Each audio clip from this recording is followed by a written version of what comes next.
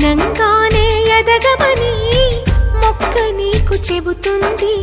ఎదిగిన కొద్దీ ఒదగమని అర్థమందులో ఉంది. అపజయాలు కలిగిన చోటే గెలుపు పిలుపు వినిపిస్తుంది. ఆకులన్నీ రాలిన చోటే కొత్త చిగురు కనిపిస్తుంది.